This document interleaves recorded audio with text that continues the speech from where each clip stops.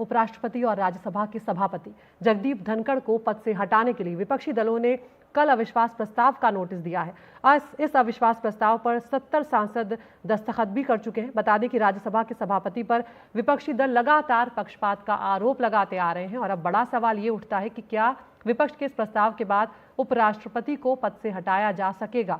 आंकड़ों के हिसाब से देखें तो विपक्ष के लिए ऐसा कर पाना मुश्किल दिखाई देता है। तो राज्यसभा के जो सभापति हैं उन्हें हटाने की प्रक्रिया क्या होती है, एक बार ये भी आपको हम यहाँ पर बताते चलते हैं। पहले उपराष्ट्रपति पद से उन्हें हटाना होगा। उपराष्ट्रपति राज्यसभा का पदेन सभापति होता है। राज्यसभा में ही पेश हो सकता है उन्हें हटाने का प्रस्ताव। प्रस्ताव पेश करने से 14 दिन पहले नोटिस यहाँ पर दिया जाता है।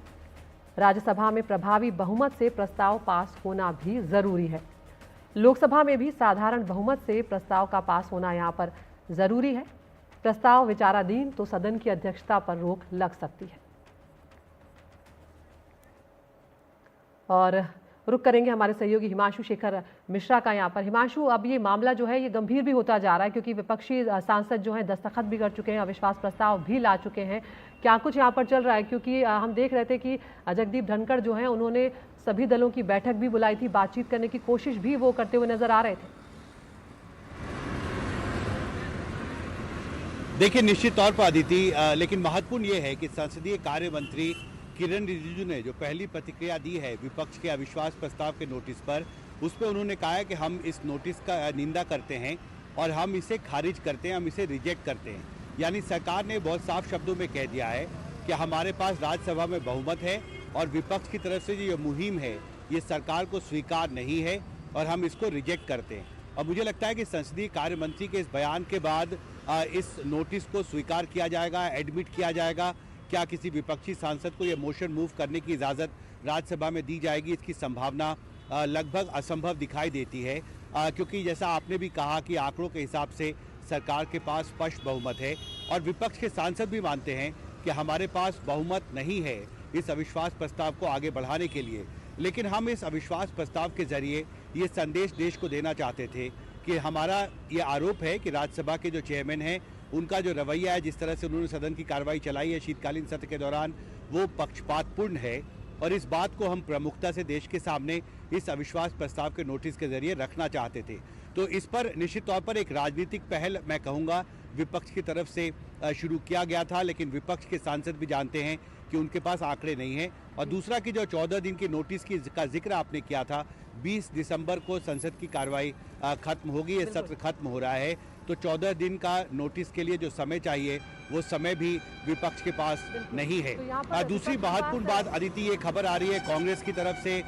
जी शुक्रिया हिमांशु आपका इस तमाम जानकारी के लिए, हम आपके पास आते रहेंगे।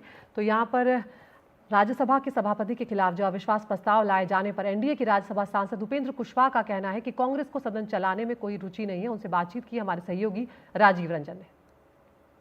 हमारे साथ एनडीए के सांसद उपेंद्र कुशवाहा, जो विपक्ष जो है राज्यसभा में अविश्वास प्रस्ताव लेके आया सभापति के खिलाफ, क्या कहेंगे आप? देखिए, विपक्ष के लोगों को, खासकर कांग्रेस को, उसको लगता है कि कोई रुचि नहीं है सदन चले इस बात में। देश की जनता का जो मुद्दा है उसको सदन के अंदर चर्चा में लाए इस बात में।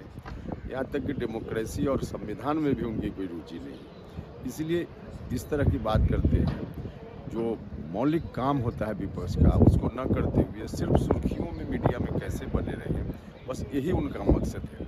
इसलिए इस तरह का काम कांग्रेस के लोग कर रहे हैं। वो सभापति पर आरोप लगा रहे हैं कि वो क्यों सत्ता पक्ष की बात सुन रहे हैं, विपक्ष की बात नहीं सुन रहे हैं और यही वजह है कि अविश्वास प्रस्ताव लेकर आए हैं। बिल्कुल, यह आरोप बिल्कुल निराधार है, बिल्कुल गलत है। इस तरह का आरोप खास करके अभी जो सभापति जी हैं उन पर कोई लगाए तो हास्यास्पद स्थिति होती है। कहीं से ऐसी बात नहीं जो कांग्रेस के लोग कह रहे हैं। आपको लगता है पास हो पाएगा जो विपक्ष जो लेकर आया है? 50 से 60 सांसदों की बात पूरी विचार कराया है। नहीं, देखिए, ये तो प्रस्ताव ही गलत है, नहीं आना चाहिए। पास होने का कहाँ सवाल उठता है। तो ये थे एनडीए के सांसद उपेंद्र कुशवाहा। संसद भवन से राजीव रंजन, एनडीटीवी इंडिया।